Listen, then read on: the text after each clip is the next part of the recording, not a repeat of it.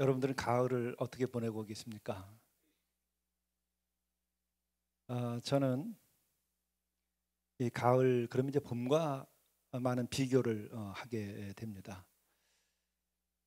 근데 제 생애 경험 때문에 그런지 목회적 경험 때문에 그런지 저는 4월, 5월 이 좋은 봄에는 어, 이별, 죽음 이런 것들을 생각해 소위 얘기해서 4월은 잔인한 달 이렇게 하는데 우리 교우들 가운데서도 4, 5월 달에 떠나신 분들이 그때 많이 떠나셨어요. 장로님들 떠났을 때도 4월, 5월 또 여러 교우들이 떠날 때도 4월, 5월 물론 그때도 혼인을 4월, 5월에 제일 많이 했습니다. 우리 교회에서도 벌써 20번이 넘게 제가 혼인 주례를 했는데 대부분이 4월, 5월이죠. 그럼에도 불구하고 그때 떠난 분들에 대한 생각들이 많아서 오히려 4월, 5월은 그렇게 계절이 좋은데도 마음속에서는 그런 잔인한 달이다 이런 생각을 피하지 못하고 있죠. 물론 그때에는 또 고난 주간이 있고 하기 때문에 사순절을 보내면서 그런 생각을 더 하게 되는지 모르겠어요. 그리고 가을은 늘 열매와 그리고 또 삶에 대한 보람 그리고 더 깊은 영적인 생각을 많이 하는 계절이죠. 또 저는 공교롭게도 이 젊은 시절 신학교 때까지 또 그 위에 젊은 날에도 이 가을을 굉장히 많이 탔어요. 신학교 때는 가을이면 학교를 거의 몇 주씩 안 가기도 했어요. 엉터리 학생 모르겠어요. 그런 어떤 틀에 매이고 제도 안에 들어가서 공부하고 앉고 학점 따고 뭐 이렇게 하는 것 자체가 왠지 제 영혼에는 고통스럽고 답답하고 그리고 이게 가치가 있는 건가 하는 생각에 가을을 이제 많이 탔습니다. 어떤 해에는 젊은 날에는 한 달 내내 한 번도 학교 안 간 일도 있었어요. 그래도 지금까지 이렇게 졸업해서 목사까지 된 거 보면은 정말 주님의 은혜가 아닐 수 없죠. 근데 가을에는 그럼에도 불구하고 저는 더 큰 영원, 우주, 하나님 이런 것에 대한 생각이 많이 빠져 있었고 또 그 청명한 하늘만 보면 어디론가 떠나고 싶은 머물 수 없는 그런 것에 사로잡혔던 때가 굉장히 많았습니다. 근데 올 가을에는 이 고별 예배를 지난주 또 그 전주 이렇게 드리면서 봄에 생각할 때 그 잔인한 달이라고 생각했던 것처럼 제 마음속에 이 고별 예배로 인하여서 이별과 죽음 이런 것을 더 생각을 많이 하게 됐습니다. 이명자 권사님 신방 갔을 때의 마지막 저에게 고백하고 또 기도로서도 얘기하신 것이 믿음으로 이 병과 이 어둠, 아픔 이것을 승리할 것입니다. 이런 얘기를 저에게 해준 게 마지막 만남에서의 이야기였고 또 전화로는 목사님 한번 와주시죠. 그런데 그게 마지막이었어요. 그날 그 자리에서 바로 갔으면 좋았을 텐데 그 다음날 떠나셨어요. 그런 것에 대한 아쉬움 이런 것도 남아있고 또 전태길 형제의 그 고별 예배를 미국에 있었기 때문에 제가 집례하지 못했지만 추모 예배를 한국에서 하겠다고 해서 지난 금요일 저녁에 이 자리에서 가졌습니다. 그래도 믿음의 승리를 우리들에게 보여주었죠. 그가 마지막 그 장면을 요즘에는 영상이 시대라서 그걸 다 영상으로 다 잡아놨어요. 직접 제가 미국에서 보내준 것을 보았고 또 여기 와서도 또 여러 가지 몇 가지를 더 보았습니다. 근데 그의 고백 중에 하나가 나의 뜻이 이루어지고 못 이루어지고가 아니라 나의 뜻이라고 하는 것은 내가 암을 이기고 살아나는 것을 말하는 거죠. 그게 아니라 하나님께서 나를 통하여 당신의 뜻을 이루는 것에 자기는 감사하다. 그리고 주께 감사, 주께 영광 이렇게 표현을 해요. 근데 그것은 뭐냐면 내가 지금 이렇게 암으로 떠나지만은 나는 믿음으로 암을 이겼다. 이것을 내가 증언할 수 있도록 해주신 것이 이게 나에게는 감사하고 영광이다. 이거 대단한 거죠. 여러분은 언제 가실 거예요? 우리는 늘 갈 때 그 순간을 우리가 이겨나갈 수 있는 믿음이 준비되어 있나요? 우리가 언제 갈 것이냐라고 하는 그 때가 문제가 아니고, 우리가 정말 이 생을 제대로 이해하고 또 믿음 가운데서 우리가 이 삶을 제대로 살아가고 있는가, 그리고 내가 이 생사를 넘어설 수 있는 그런 영원한 나라에 대한 소망과 그리고 죽음을 이길 수 있는 믿음이 나에게 준비되어 있는가, 이것이 과제라고 생각을 합니다. 그런 생각 가운데에서 제가 지난주 중에 말씀을 묵상하다가 제 마음속에 뜻밖의 사로잡힌 말씀이 오늘 봉독한 디모데전서 1장 1절 2절의 말씀입니다. 이것은 그냥 인사말로 지나가는 것인데 이 첫 줄의 말씀이 가슴을 사로잡는 거예요. 우리 구주 하나님과 우리의 소망이신 그리스도 예수, 이 말을 사도 바울이 붙이면서 그 명령을 따라서 내가 그리스도 예수의 사도가 되었다라는 표현을 하는데, 이 사도 바울의 그 바울이 사도가 됨에 대한 이야기를 하는데 그 앞에 한 그 고백이 정말 마음을 사로잡는 거예요. 우리 구주는 구세주라는 거죠. 여러분에게는 진짜 구세주가 있습니까? 이 생에서 구원을 받았습니까? 구원을 받는다 그러면 우리는 뭐에 대해서 구원받은 거죠? 결국은 행복하고 불행하고 성공하고 실패하고 건강하고 건강하지 못하고가 아니라 내가 죄와 죽음에서 구원을 받았느냐 하는 거죠. 이 생에 그 어떤 것을 쌓아 올려서 내가 갖고 성공하고 누리고 했을지라도 그것은 다 사라집니다. 영원한 것이 없어요. 그 영원한 문을 열고 영원한 세계로 들어갈 수 있는 것은 구세주를 만나야 되는 거죠. 나의 구세주, 나의 구원자를 만나야 되는 거죠. 왜 우리에겐 구원자가 필요한가? 그것은 내가 죄와 사망에서 내 스스로 벗어날 수 없기 때문에 그런 거죠. 대부분의 사람들은 여기에 대하여 포기했습니다. 죄, 이미 지나가 버린 것, 사망, 죽음, 어차피 오는 것, 나만이 아니라 다 같이 죽는데 그러면 억울하지 않은가 봐요. 다 같이 죽으면 그냥 괜찮은가 봐요.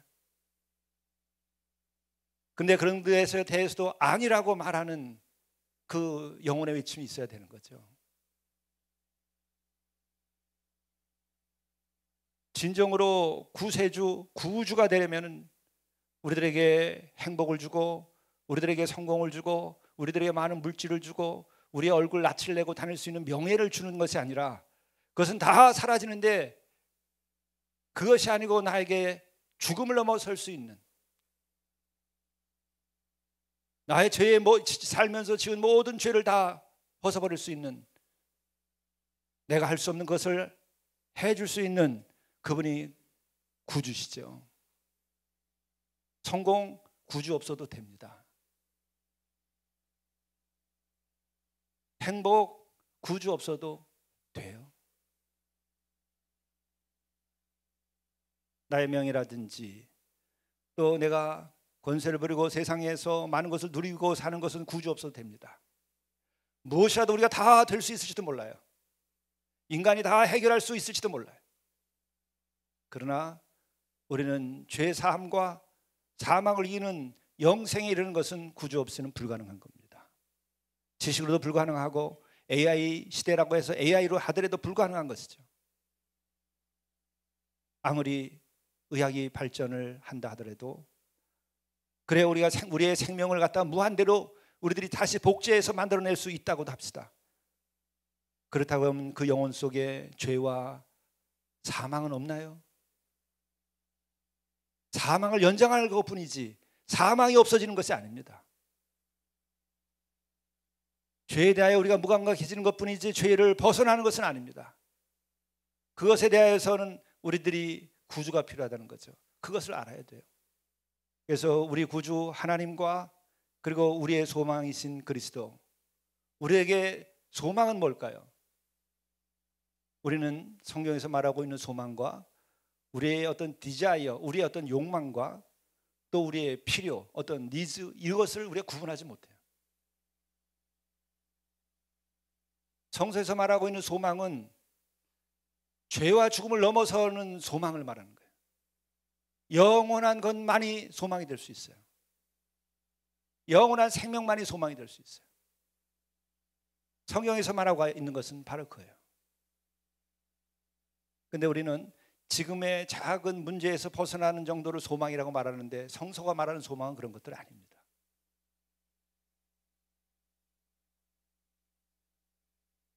우리가 정말 노력해서 I can do, 무엇이든지 내가 할 수 있다, 그렇게 해서 얻어지는 그것이 소망이 아니에요. 그것은 나의 디자이어 혹은 나의 경험에 따른 욕심에 지나지 않는 겁니다. 혹은 신념의 마력과 같이 일시적으로 나는 할 수 있다라고 하는 그 신념을 가지고 하는 것이죠. 그 신념의 영원한 소망을 보장하는 것은 아니에요. 영원한 소망은 삶과 죽음을 넘어서서 영원한 생명에 이르게 하는 것이 진정한 소망이죠. 마음의 어두움, 죄책감, 진정으로 영혼의 가장 깊은 데 감춰져 있는 우리들의 고통들, 우리들의 고독, 우리들의 아픔, 이것을 다 해결할 수 있는, 그래서 영원한 나라와 영원한 생명을 내가 받아들일 수 있는 때여야 우리는 소망을 얻었다는 거예요. 근데 사람들은 이미 포기하고 살아요. 이성의 한계에 갇혀서 포기하고 삽니다. 없어도 좋아, 사는 데까지 살지. 정말 그럴 때마다 제 자신에 대해서도 돌이켜보거나 또 함께 생각하면서 늘 도달하는 결론은, 그래, 생이 이것으로만 끝날 수만 있다면 간단한 것이지. 그러나 여러분이 정말 생이 이것으로만 끝난다고 하는 것에 대한 확신은, 또 그 증명은 무엇으로 해내죠? 화장대에서 태워버리면 끝나고 땅에 묻으면 끝나니까, 그것은 우리의 육체에 대하여 하는 얘기예요. 영혼이 없다면 그것으로 충분합니다. 그리고 또한 우리가 이 우주의 모든 디자인과 원리, 섭리에 대해서 다 알고 있다고 한다면 그런 결론에 도달할 수 있지만, 우리는 지금 그런 결론에 도달한 사람들이 아니에요. 인류가 지금 아무리 과학이 발전했다 할지라도, 어떤 심리학이 발전했을지라도 우리는 다 알지 못해요. 21세기 들어서 더욱 확실해진 것은, 더욱 우주에 대하여서는 신비가 더하다는 거예요. 저는 암흑물질에 대한 이야기를 들으면서 정말 이 신비는 영적인 신비의 문제만이 아니라 이거는 물리학적인 신비로 가득 차 있는 것이 우주로구나. 암흑물질은 아무런 반응도 할 수 없기 때문에 연구도 할 수 없고 분석도 할 수 없고 접근도 할 수 없는 거예요. 그게 지금 95% 정도가 암흑물질이랍니다. 우주가. 이 신비 앞에서 우리들이 어떤 결론을 내릴 수 있을 것 같아요? 우리는 더 신중해져야 되고, 또 우리는 신비를 인정해야 되고, 또 우리는 만물을 지으신 그 창조주에 대한 진정한 경외심을 가져야 돼요. 이와 같은 세계는 우리들의 믿음을 통하여 받아들여지게 됩니다. 이성을 통하여 받아들여지면 믿을 필요가 없습니다. 논리로 다 해결되고 실증되어질 수 있다고 한다면 우리는 믿음이 필요 없습니다. 또 그렇게 된다고 한다면 신도 존재하지 않습니다. 우리 자신이 신인 거죠. 하나님은 하나님이고 인간은 인간인 까닭은, 그분은 전능하시고 또한 우리는 유한하고, 또 우리는 그분을 다 알 수 없는 존재인 거죠. 그 자체를 우리가 인정하면서 우리들의 삶을 우리 스스로가 좀 더 신중하게 그리고 깊이 있게 살아가야 하는 것이죠. 오늘 이 바울이 고백하는 우리 구주 하나님, 우리의 소망이신 그리스도 예수, 바울은 이것에 사로잡혀서 산 사람이에요. 이게 감동적이고 이게 부럽고 이게 정말 놀랍다라는 생각을 하게 됩니다. 그리고 특별히 여기서 우리 구주라고 하는 우리라는 말이 이 가을에는 아주 특별해요. 여러분, 신앙 고백이라고 하는 것은 어떻게 시작되는 것이죠? 한 영혼이 깨어나서 이 우주에 대하여 의식이 열리고 그 너머에 신비한 만물을 지으신 그 어떤 분에 대한 영감과 혹은 질문과 그리고 어떤 소통을 통하여서 우리의 영혼은 신앙에 이르기 시작합니다. 그런 과정에서 우리는 신앙 고백에 이르게 되죠. 베드로는 다행히도 이 땅에 그 하나님이 사람의 몸을 입고 오신 예수 그리스도를 만남으로 그와 함께 3년을 지날 때에 신앙 고백을 하게 됩니다. 이건 굉장한 사건입니다. 한 개인만이 아니라 인류의 특별한 사건이죠. 너희는 나를 누구라 하느냐? 너희는 누구라고 하냐고 물었는데 한 개인이 고백을 합니다.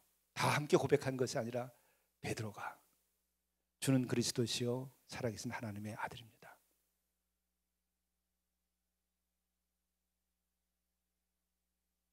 한 영혼이 정말 이런 고백에 이른다고 한다는 것은 너무나 놀랍고 놀라운 일입니다. 우리가 예수 믿으라고 하면서 이걸 강제로 외우게 하고 하는 것이 아니라 이 땅에 온 한 영혼이 내 영혼의 주인으로 당신을 삼겠다. 그리고 한 주인만이 아니라 주만이 아니라 당신은 메시아, 구세주, 그리스도이십니다 라고 고백을 한 거예요. 뭘 보았길래 그럴까요? 여러분 생에 와가지고 많은 사람들을 만나는데 어떤 고백을 하고 우리가 지내왔는지 생각하면서 여러분의 고백을 한번 돌이켜보기 바랍니다. 우리 생에서 만남 중에서는 특별한 고백적인 것은 사랑의 고백이죠.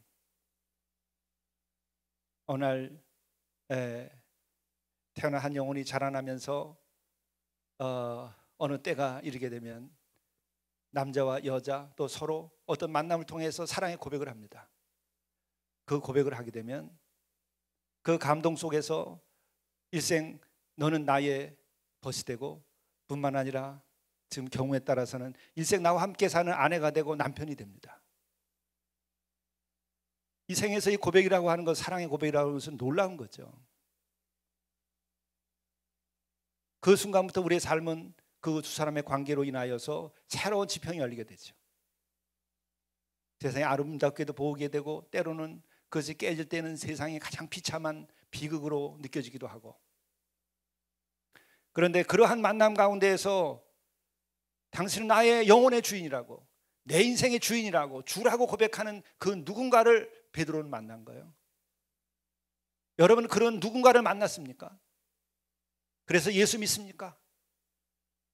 또한 그 누군가를 만났는데 정말 이는 하나님의 아들일 수밖에 없다. 그것은 곧 하나님이란 뜻이에요. 동일한 분이란 말입니다. 내가 볼 때 당신은 하나님이십니다. 뭘 보았길래 그는 그런 고백을 할까요?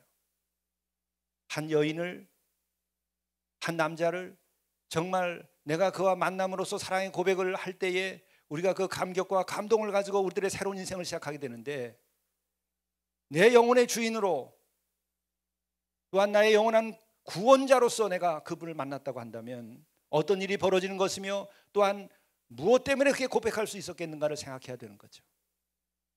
그에게서 진리를 보았고, 그에게서 진정한 생명을 보았고, 그에게서 진정한 죄와 어둠과 사망에서, 그리고 나의 절망에서 모든 것을 해방시킬 수 있는 그 어떤 무엇을 그에게서 보았기 때문에 나의 주라고, 그리고 나의 그리스도라고, 하나님의 아들이라고 고백할 수 있는 거죠.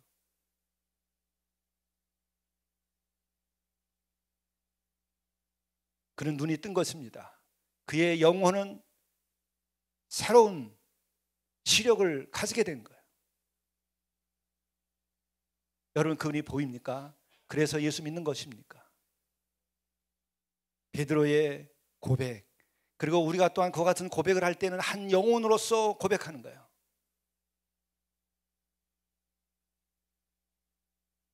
우리들이 부정할 수 없고 양보도 할 수 없는 것은, 우리들의 인생이라고 하는 것은 홀로 왔다가 홀로 가는 것입니다. 영혼의 독자성, 또한 이것 때문에 우리는 한 영혼이 하나의 우주라고까지 말할 수 있는 거예요.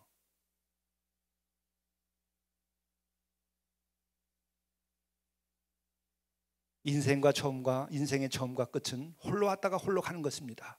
누가 대신할 수도 없고 함께 갈 수도 없고, 또한 내가 왔다가 오직 내가 가는 여정에 있죠. 그리고 그렇게 내가 하나님 앞에서 홀로 서서 인생의 길을 가고 있는 것입니다. 그것을 하나님 앞에서의 단독자 코람 데오라고 말하는 거예요. 한 영혼이 깨어나면 더더욱이 나는 한 영혼으로서 내가 하나의 우주처럼 모든 것의 모든 것으로 내가 존재하게 됩니다.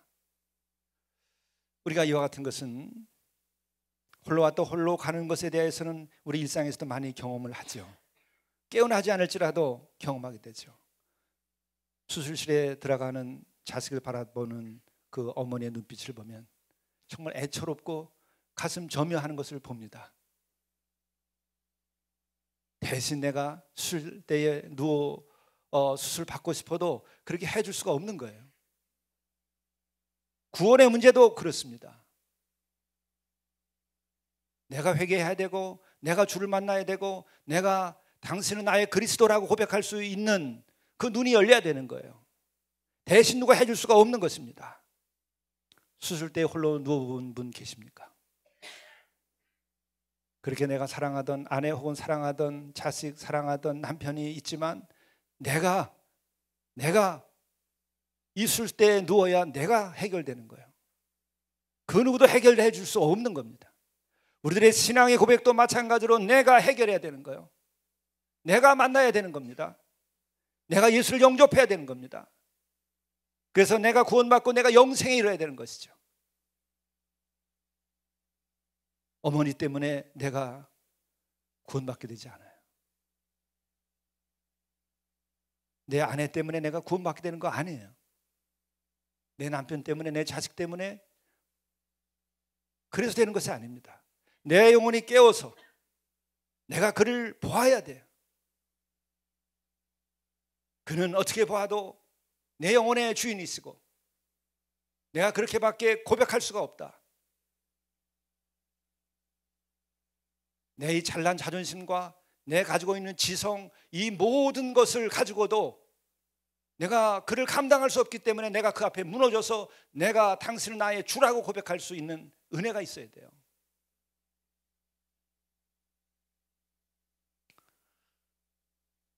저는 지난 수년 동안 한 지성인이 예수님을 구주로 고백하고 또한 그를 영접한 사건이 많이 큰 이야기처럼 회자됐어요.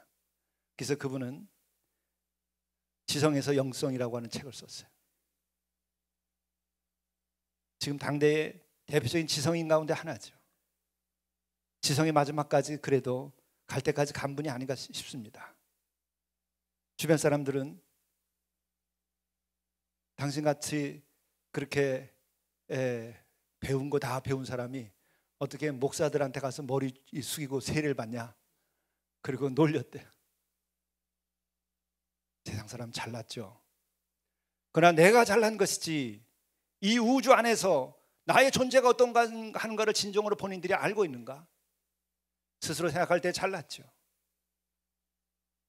그것이 깨지는 것이 은혜입니다.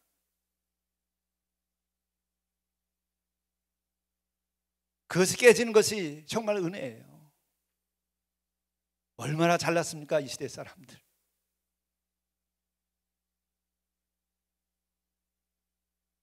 그게 그렇게 쉽게 깨지지 않아요. 본인도 투철하게 생각해 봐야 돼요. 마지막까지 생각에 끈을 놓지 않고 가볼 때까지 가야 되는 거예요. 그리고 그에게 도움이 될 수 있다고 한다면 죽음 앞에 서고 인생의 벼락을 맞고 쓰러져 보고, 그래도 사람은 즐겨서 포기하지 않습니다. 나는 나, 끝까지 내가 전부죠. 그런 가운데 은혜가 임해서 정말 죽음과 실패가 전부가 아니라고 하는 것에 대한 인식이 들어와야 돼요. 죽음으로 인생이 끝나지 않는다고 하는 것, 내가 절망하는 것으로 모든 생이 끝나지 않는다는 것, 또 때로는 내가 성공함으로써 내 모든 인생이 끝나지 않는다는 것을, 인생의 모든 문제가 해결되지 않는다는 것을 깨달아야 돼요. 그게 은혜입니다. 그게 될 때 우리는 신앙 고백이 되는 거예요. 나의 구주, 나의 그리스도, 나의 예수, 이게 되는 거예요. 그런데 오늘 이 주님께서 주신 이 말씀에는 베드로의 고백입니다만은, 이 바울의 고백입니다만은, 그런데 그가 우리 구주라고 말해요. 이것이 굉장히 저는 새롭게 보였어요. 그렇게 한 영혼들이 예수를 그리스도로 고백하고 내 영혼의 주인이라고 고백하고 내 삶의 모든 것을 바친 그 사람들이 모여서 우리를 이룩한 거예요. 예수 그리스도를 통하여 구원받고 그것으로 인하여 새로운 인생을 시작한 그 사람들이 모여서 공동체를 이룬 거예요. 우리 구주, 나의 구주라고 표현하지 않고. 이것은 베드로가 처음 예수 그리스도를 만났을 때 그 신앙 고백을 했을 때의 그 개인적인 한 영혼의 고백에서 이제 교회가 만들어진 이후에는 우리 구주가 되는 거예요. 많은 베드로가 탄생한 것입니다. 많은 바울이 탄생한 것입니다. 그래서 이들은 한 영혼들이 하나님 앞에서 진정으로 예수를 그리스도로 고백하고 그를 구세주로 영접하고 그 삶 가운데에서 서로가 모여서 그 믿음을 나누고 그 말씀을 나누고 그 사랑을 나눔으로써 영적 공동체가 형성된 거예요. 인류사에 없는 새로운 사건이 일어난 겁니다. 그래서 저는 이 우리라는 말이 그렇게 감동스러울 수가 없어요. 우리는 왜 모였으며, 우리는 왜 교제하며, 왜 사랑하며, 왜 우리는 함께 예배드리는 것인가? 그 내 영혼을 다 바쳐서 당신은 내 영혼의 주인이라고, 당신은 나의 구세주가 되셨다고 하는 것을 고백한 그 한 영혼들이 서로가 함께 모여서 그 신앙의 경험과 그 영생의 기쁨과 그 자유와 그 진리의 충만함을 가지고 함께 찬양하고 모여서 공동체를 이룬, 그것이 바로 우리 구주, 우리의 소망, 이렇게 얘기하는 겁니다. 그리고 이 말씀드린 것처럼 여기서 우리의 소망이신 그리스도 예수라고 하는 까닭은 바로 그 소망은, 예수 그리스도를 통하여 주어지는 그 소망은, 그것은 죽음과 죄로부터의 완전한 해방을 뜻하는 거예요. 현대인들이 다 포기해버린 것들, 죄에 대하여는 죄의 기준을 해체시켜서 자유케 되고, 또 때로는 모든 죄에 대해서는 죽음으로 끝난다고 하는 생각으로, 물질적인 생각으로 모든 것을 끝내버리고, 그리고 오늘 그냥 물질에 취하여 되는 데까지 살아보자는 거예요. 어떻게 되겠지? 그리고 스스로의 삶에 대하여 우리가 이것으로 인생은 끝나야 된다고 생각해요. 그러나 생이 그렇게 끝날 수 있으면 얼마나 좋겠습니까? 우리가 얼마나 안다고 우주에 대하여, 하나님의 섭리에 대하여 말할 수 있지요. 깨어난 사람들에게 있어서 진정한 소망은 죄와 죽음으로부터 해방된 소망입니다. 그 소망을 가지고서 살아가고 있었던 그 바울이 이제 로마에 가서 옥에 갇혔다가 거기서 풀려난 다음에 이 디모데 전서를 쓴 거죠. 그때 쓴 겁니다. 그러면서 제 마음속에 특별히 2절 말씀에 가슴을 친 것은 뭐냐면, 믿음 안에서 참 아들 된 디모데에게 편지하노니, 영혼의 벗이 있는 거예요. 예수께서는 3년이 지난 다음에 그 12 제자 가운데 일부가 당신의 영혼의 벗이 됐어요. 그래서 그와 대화할 수 있었고, 함께 하나님을 이야기할 수 있었고, 인간의 문제를 얘기할 수 있었고, 진리에 대하여 얘기할 수 있었고, 그리고 사랑의 교제를 나눌 수 있었어요. 바울에게도 그 믿음 안에서 참 아들 되었다고 표현을 하는데, 그것은 제자를 의미하기도 하면서 동시에 영혼의 벗인 겁니다. 예수님과 그 제자의 관계가 예수께서 말씀하신 것처럼 요한복음 15장에 너희는 나의 친구라 이렇게 얘기합니다. 하늘 아버지의 그 비밀을, 그 진리를 너에게 내가 가르쳐줬기 때문에 너희들은 나의 종이 아니고 너희들은 나의 친구라 말씀하신 것처럼, 이 바울은 이 생에서 믿음 안에서 아들 된, 영혼의 벗이 된 디모데가 있었어요. 여러분들에게는 이 생을 살아오면서 어떤 친구가 있으며 어떤 벗이 있습니까? 여러분의 아내나 여러분의 남편이 여러분들의 영혼의 벗인가요? 중학교, 고등학교, 초등학교 혹은 대학 시절에 젊은 시절에 만났던 이들 가운데서 여러분들은 그는 나의 영혼의 벗이다, 내 영혼의 친구다 이렇게 말할 수 있는 사람이 있나요? 적어도 신앙인에게 있어서 그런 교제를 나눌 수 있는 사람이 있다고 한다면 정말 그는 복된 사람입니다. 아니, 이 하늘 아래서 살아가면서 내 영혼의 벗을 만난다고 하는 것은 정말 복된 것입니다. 그러나 신앙인들에게 있어서 그 영혼의 벗은 무엇인가? 하늘 아버지의 진리에 대해서 알고 예수 그리스도를 통하여 구원을 받고, 그리고 그의 말씀에서 우리가 생명을 얻고, 그리고 영원한 그 나라와 그 의를 추구하면서 함께 교제할 때에 우리는 영혼의 벗으로서의 관계가 형성되는 거죠. 나는 교회에 함께하면서 회의적으로 느낄 때도 상당히 있어요. 기쁨과 보람을 느끼지만 그것은 뭐냐면 그냥 모이기만 하면 되는 것이 아니에요. 모여야 하지만 영적인 교제가 가능해야 되는 거예요. 그렇게 되려면 벗어나야 돼요. 어둠에서 벗어나야 되고, 세상에서 벗어나야 되고, 죽음과 절망에서 벗어나려고 노력하는 것이 있어야 돼요. 그 과정에서 우리들의 교제가 만들어지는 거예요. 내가 아직 벗어나지 않았을지라도 벗어나려고 하는 그 방향성을 가지고 우리들이 그 노력 가운데에서 우리가 친구가 되는 거예요. 1:1 제자 양육을 왜 합니까? 그와 같은 일을 함께 나누기 위하여서 하는 거예요. 세상에서 성공한 사람들끼리 모여서 하는 것은 교회 아니어도 얼마든지 할 수 있어요. 그런 사람들끼리, 동창들끼리 모여서 교회에서도 지내는 거 밖에 나가서 해도 돼요. 그러나 교회 안에서는 그런 것이 자리 잡기 시작하면은 영적으로 다 병들고 무너지기 시작하는 거예요. 그것이 교회 안의 세속화를 말하는 겁니다. 우리에게는 그리스도 안에서의 만남이 있는 것이지, 동창과 또 혹은 세상의 무슨 지연과 혈연 때문에 우리가 존중할 수 있어요, 현실에서는. 그러나 우리는 그것 때문이 아니라 예수 그리스도를 통하여 우리가 구원받고자, 그리고 진리로 자유케 되고자, 그리고 마침내는 영원한 소망이신 예수 그리스도 안에서 우리가 일치를 이루고 우리가 함께 진리를 누리고자 우리가 여기서 모이는 거예요. 그래도 우리는 긴 시간 함께 있지 못합니다. 우리는 함께 잠시 생을 신앙의 공동체로서 영혼의 벗으로 살다가 떠나는 겁니다. 우리는 1년에도 몇 차례씩 우리의 형제와 자매들을 보냅니다.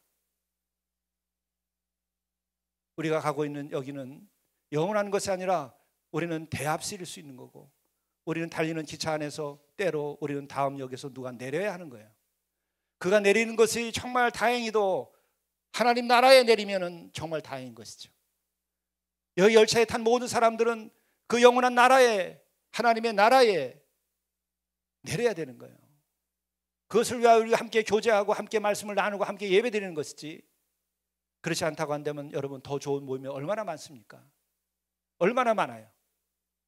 놀고 먹을 때가 얼마나 많습니까? 우리는 그것 때문에 모이는 거 아니에요. 우리는 오직 그리스도를 통하여 그리스도의 사랑 안에서, 그리고 그의 사랑을 우리가 함께 나누며 이 생의 빛을 발하고, 또한 우리가 소금의 역할을 저절로 하게 되어야 되는 거고, 아름다운 그리스도의 향기를 서로 나누면서 살아가는 거예요. 그 사랑이 진정한 사랑입니다. 진정한 만남입니다.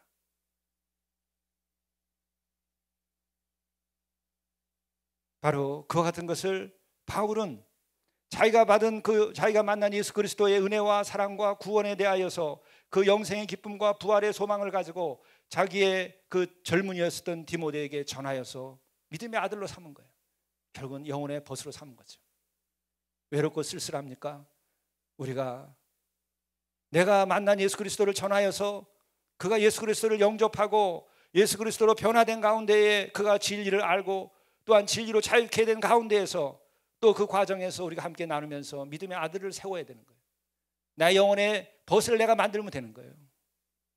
그것이 내 딸, 내 아들, 그러면 또한 좋은 것이고, 나의 친구, 나의 후배, 그가 돼도 좋은 것이고, 누구일지라도, 길거리의 노숙인일지라도 그렇게 할 수 있는 거예요.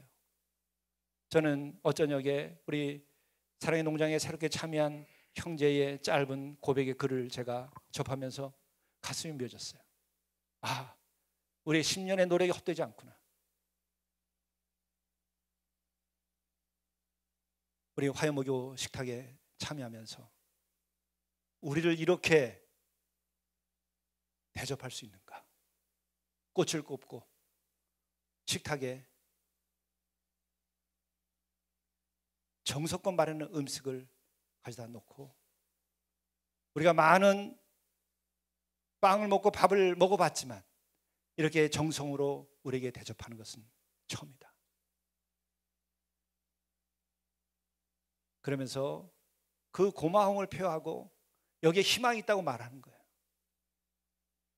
그를 통하여 주께서 우리에게 얘기해 주시고 격려하는 겁니다. 우리의 노력은 헛되지 않아요. 그리스도의 진정한 사랑은 결코 땅에 떨어져서 없어지지 않습니다. 땅에 떨어지면 열매를 맺게 되어 있을 겁니다.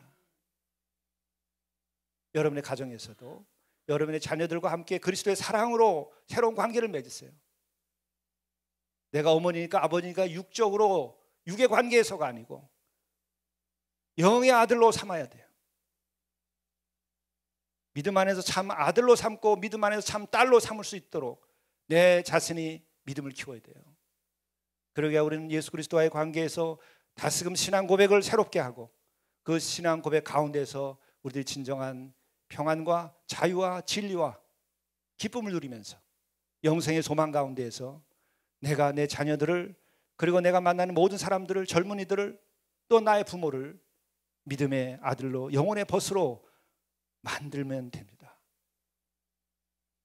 그것이 우리들에게 진정한 한 단독자로서 하나님 앞에 서면서도 이 땅에서 우리에게 주신 그 사랑의 기쁨을 누리게 하는 가장 아름다운 길이에요. 그게 축복입니다.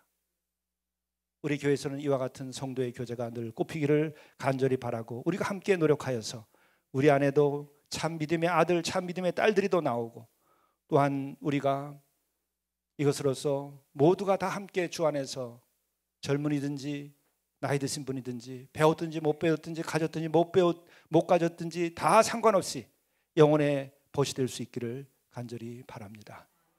기도하시겠습니다.